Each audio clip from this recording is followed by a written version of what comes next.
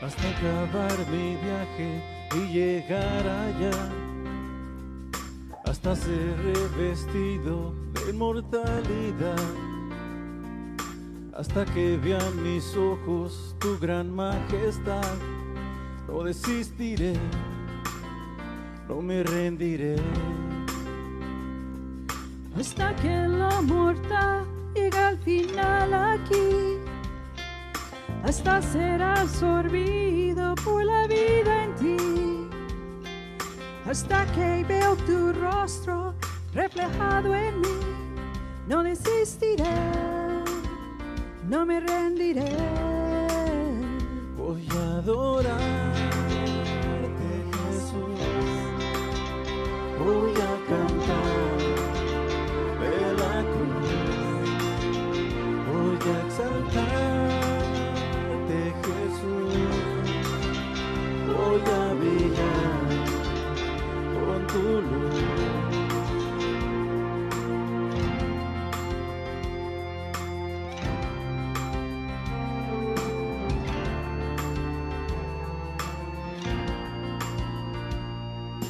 Hasta llegar allá donde tú eres el sol, hasta ser conformado tu buen corazón, Hasta caer postrado ante tus pies, Señor. No me desistiré, no me rendiré.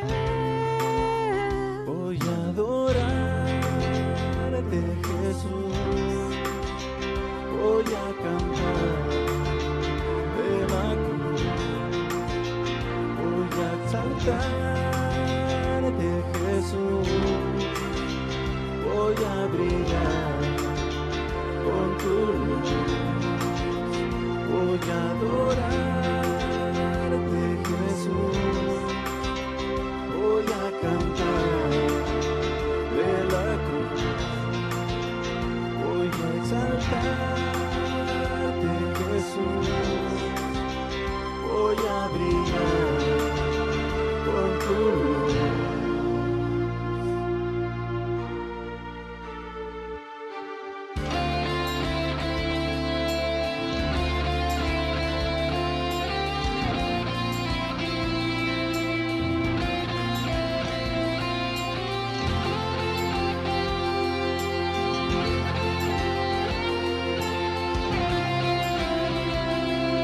Hasta acabar mi viaje y verte a ti, solo a ti, mi buen Señor. Voy a adorarte hasta mirarte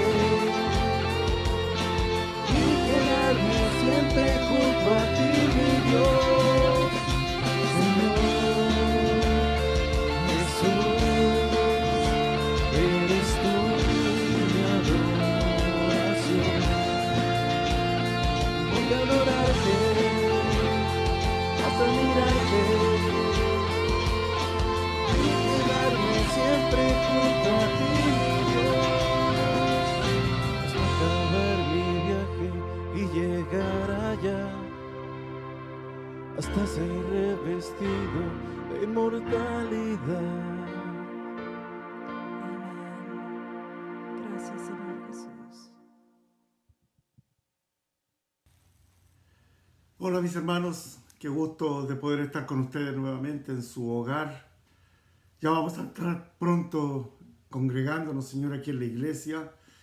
Nos alegra que podamos hacerlo. Ya estamos esperando las últimas noticias para ver cómo lo vamos a hacer, pero es un hecho que ya vamos a comenzar a congregarnos juntos.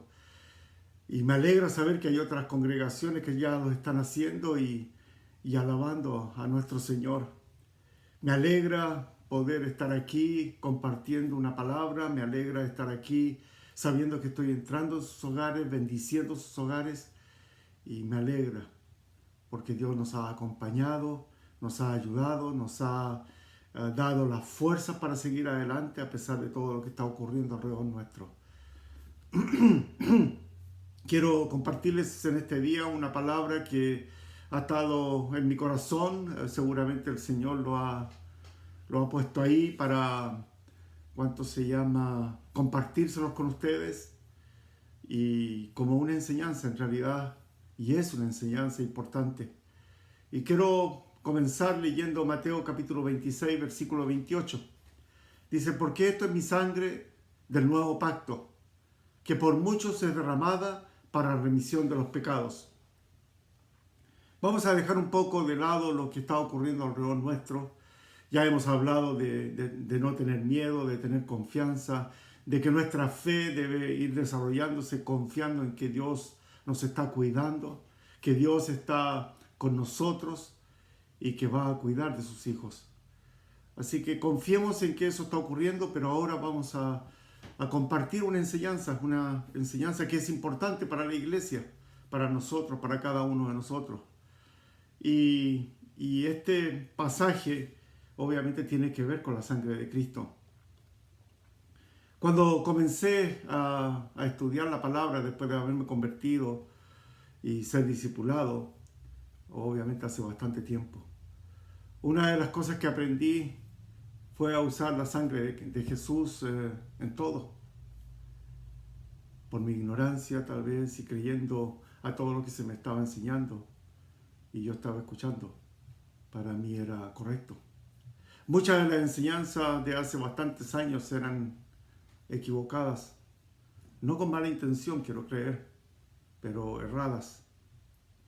Y quisiera citar algunos ejemplos de los cuales yo viví para que se dé cuenta de que a veces hacemos cosas sin indagar, sin estudiar, solo lo hacemos porque alguien nos dijo que lo hiciéramos. Si en una congregación nadie levantaba las manos o no había ningún tipo de manifestación espiritual, esa congregación estaba muerta. Eso fue una de las cosas que aprendí. Y con los años, con estudios y poniendo atención, me di cuenta que estaba muy equivocado. Que a veces donde hay más ruido, más bulla, no siempre está el Espíritu Santo. A veces solo es espectáculo, emoción y nada de enseñanza. El equilibrio en los servicios es importante. La enseñanza con respecto a estas cosas es lo prioritario. Dios es un Dios de orden. No quiero decir con esto que no crea en las manifestaciones del Espíritu Santo, solo que quiero destacar el orden que debe haber. Yo creo en eso, lo viví. He visto a través de mi vida cristiana muchas cosas. He ayudado, he intercedido, he aconsejado, he orado. También he estado en liberaciones, así que no es una cosa de que no crea lo que el Espíritu Santo puede hacer en estos tiempos, como algunos otros creen extremamente o en el extremo de que esas cosas solo ocurrían en el tiempo de Jesús. Y la verdad es que los milagros, los prodigios, las señales y lo que el Espíritu Santo quiere hacer aún ocurren hoy día.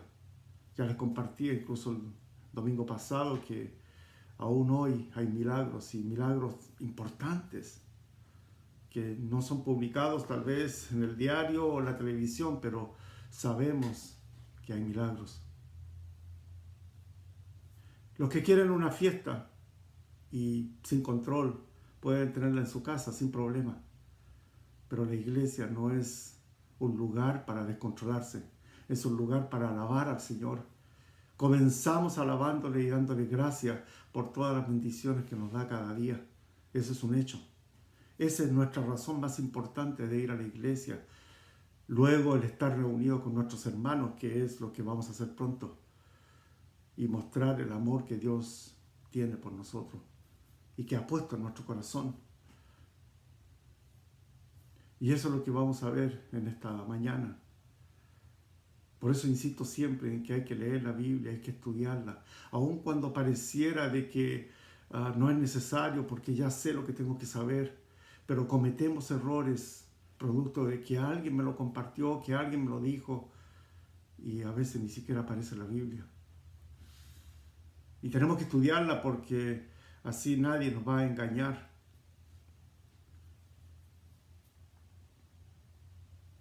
Vamos a ver qué función entonces cumple la sangre en el antiguo pacto, por ejemplo.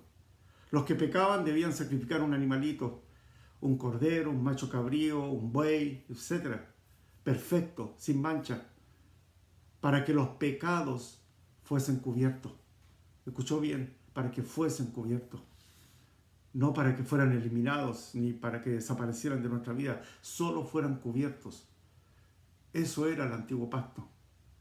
El nuevo pacto, como lo dice Jesús en Mateo capítulo 26, versículo 28, dice, porque esto es mi sangre del nuevo pacto, que por mucho se derramada para remisión de los pecados. Remisión significa eliminar, pagar. Nos dice que la sangre de Jesús nos limpia, nos lava de todo pecado. En definitiva, no tiene otro uso. Y es lo que vamos a hablar, lo que vamos a ver ahora. Así que tome lápiz, anótelo, regístralo en su mente, en su corazón. La sangre de Jesús no es para otra cosa. Y como decía al principio, es uno de los temas más importantes de la iglesia. Una de las cosas que se ha ido arraigando mucho en nuestra enseñanza cristiana, sin detenerse a investigar si es verdad o no el uso que le damos a la sangre de Cristo. Como por ejemplo cuando decimos, me cubro con la sangre de Jesús, sello esta puerta, esta ventana con la sangre de Jesús. Clamo a la sangre de Jesús por protección, sobre todo me imagino en estos momentos del COVID-19. Seguramente muchos que me están viendo y escuchando están arrugando la cara porque pensarán de que estoy diciendo algo que no corresponde o que no estamos de acuerdo con lo que estoy diciendo. Pero mi obligación es enseñar lo que es correcto, lo que dice la Biblia. Y si alguno dice que le funciona, les voy a decir algunas cosas.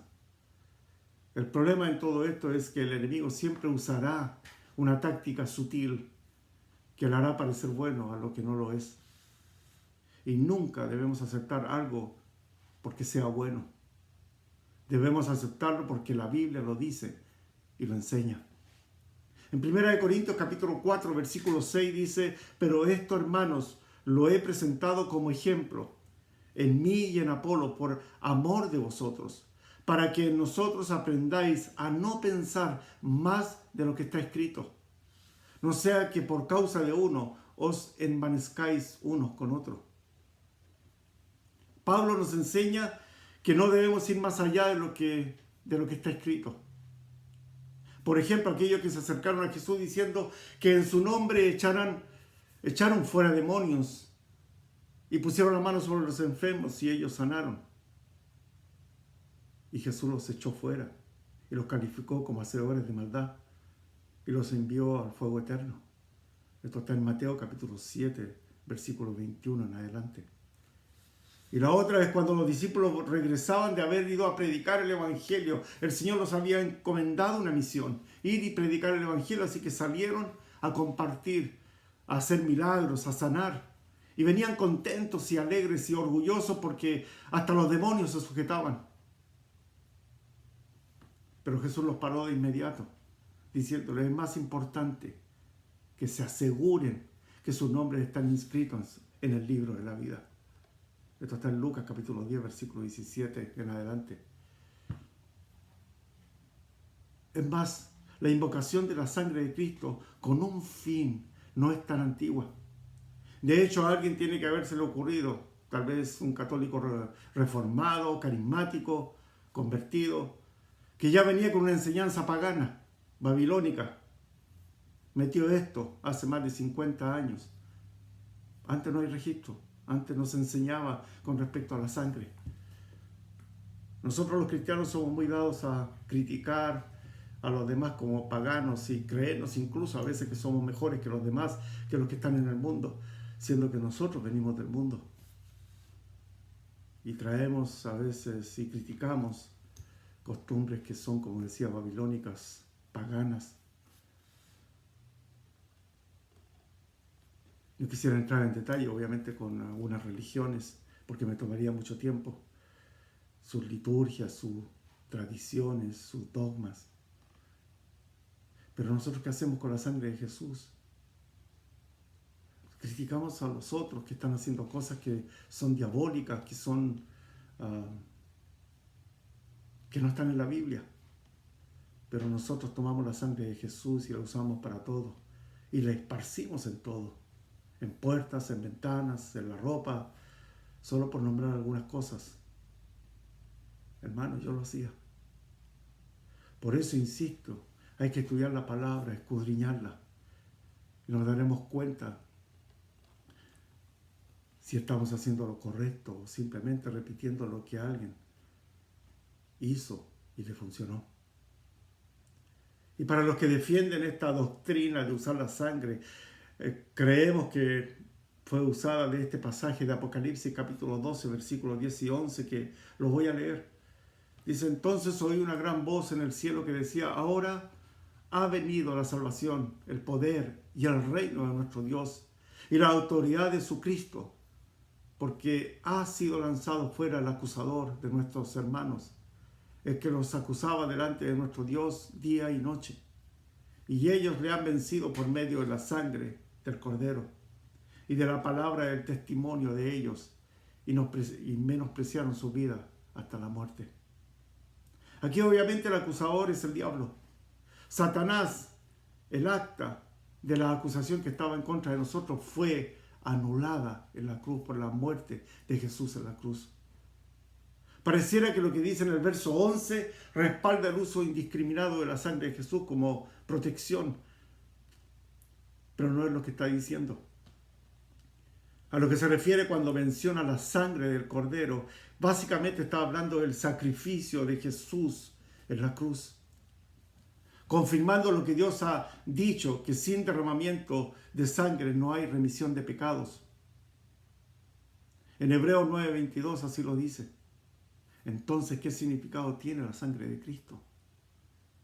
La sangre de Jesús no fue derramada para ser usada. La sangre de Jesús fue derramada con un propósito. ¿Cuál propósito dirá usted? Para una sola cosa. No para cubrir su casa, su vida, su carro nuevo, cuando sale de casa, a los niños, etc. Siempre en la Biblia la sangre está vinculada, relacionada con el sacrificio de Jesús en la cruz. Por lo tanto, el derramamiento de la sangre unida al sacrificio cumple con el propósito para el cual fue derramada, como lo son la redención, la salvación, la reconciliación con Dios, la purificación, limpieza de nuestra conciencia, lavamiento de nuestros pecados, que es lo más importante. No fue derramada para ser usada como conjuro. Yo clamo a la sangre de Cristo. Repito, siempre la sangre de Cristo estará relacionada con el lavamiento de nuestros pecados. En Efesios 1, del 5 al 7, dice: en amor, habiéndonos predestinado para ser adoptados hijos suyos por medio de Jesucristo, según el puro afecto de su voluntad, para alabanza de la gloria de su gracia, con la cual nos hizo aceptos en el amado, en quien tenemos redención por su sangre, el perdón de pecados según la riqueza de su gracia. ¿Qué significa redención? Pago por la libertad. Teníamos una deuda. Y esto no tenemos que olvidarlo. Teníamos una deuda y fue pagada por Jesús en la cruz. Por nuestra vana manera de vivir, como lo dice en 1 de Pedro, capítulo 1, versículos 18 y 19. ¿Por qué a través de la sangre? Porque de esta forma se transmiten los genes entre una persona y otra, un varón con una mujer.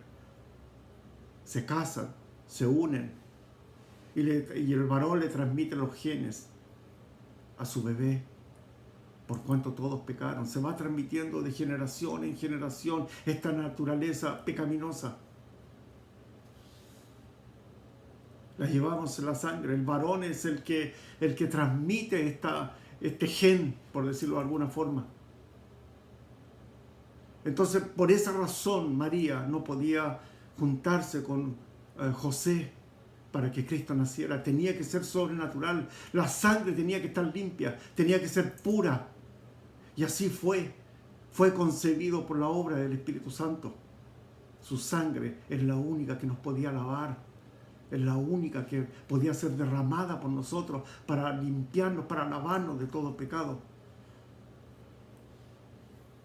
Como muchos ya han estudiado y leído la Biblia, la sangre de los animales sacrificados se esparcía por el altar. No limpiaba los pecados, solo los cubría, como dije hace un momento. Todos los años tenían que hacerlo, o cada vez que pecaban tenían que ir al sacerdote y sacrificar un animalito, ya sea por lo que fuera, de acuerdo a sus posibilidades, era el animal que llevaban. Qué increíble lo que Jesús hizo por nosotros. Entonces no podemos tomar la sangre como un juego. No podemos tomar la sangre y hacer de ella un fetiche. Ese es el poder de la sangre. Borró nuestros pecados. Dios ya no se acuerda de ellos. Dice que los echa en el fondo de la mar y se olvida de ellos. ¿No le parece increíble? Por lo tanto, no es para usarla como algo vano, como decía hace un momento, como fetiche, o para conjurar. En Romanos capítulo 5, versículo 8 al 10 dice: mas Dios muestra su amor para con nosotros, en que siendo aún pecadores, Cristo murió por nosotros, pues mucho más estando ya justificados en su sangre, por Él seremos salvos de la ira. ¿Qué significa justificado? No debemos nada. ¡Wow! Cristo pagó por nosotros. No debemos absolutamente nada. Dios no nos va a cobrar nada, porque todo fue pagado allí en la cruz. Y termina diciendo que seremos salvos y libres de la ira. Esto significa que estamos libres del juicio, hermano. Dios no nos va a llamar para enjuiciarnos, porque ya hemos sido enjuiciados por nuestros pecados. Estamos libres porque lo que Jesús hizo en la cruz nos liberó del juicio. Por lo tanto, cuando vayamos a la presencia del Señor es para premiarnos, para reconocer lo que hemos hecho, para tener nuestra corona, o tal vez no. Pero no tenemos que trabajar para tener un premio, tenemos que hacerlo porque amamos a nuestro Señor y Él nos mandó a predicar el Evangelio, y por estar agradecidos con Él lo vamos a hacer, porque Él sacrificó, Él dio todo en la cruz por nosotros. Esto tiene que parecernos maravilloso, que somos libres del pecado. Ya cada vez que pequemos, cada vez que nos equivoquemos, tenemos remisión porque nos arrepentimos de corazón. El Espíritu Santo nos redarguye, el Espíritu Santo nos ayuda. Y estamos rápidamente poniéndonos a cuenta con el Señor. Hemos sido lavados de todo pecado, pasado, presente y futuro. Y tenemos vida eterna en nuestro Señor Jesucristo. Por lo tanto, la próxima vez que considere usar la sangre de Jesús, que sea para limpiarlo de los pecados, arrepintiéndose, reconociendo como su Señor y Salvador a Jesucristo. Esa es la única razón por la cual Jesús derramó su sangre en la cruz. No fue para ser usada para otra cosa. A veces hasta la pisoteamos. La sangre preciosa de Jesús fue para lavarnos de nuestros pecados, no para reprender al demonio, no para reprender al diablo, es para lavarnos a nosotros de nuestros pecados. Y si así lo entendemos y así lo comprendemos, démosle gracias al Señor por su sacrificio en la cruz. Vamos a orar. Padre, he entregado esta palabra, esta enseñanza, Señor, esperando que muchos, Señor, que tal vez lo hacían por ignorancia, usando tu sangre para cosas que no correspondían, o usándola para algo que simplemente no corresponde.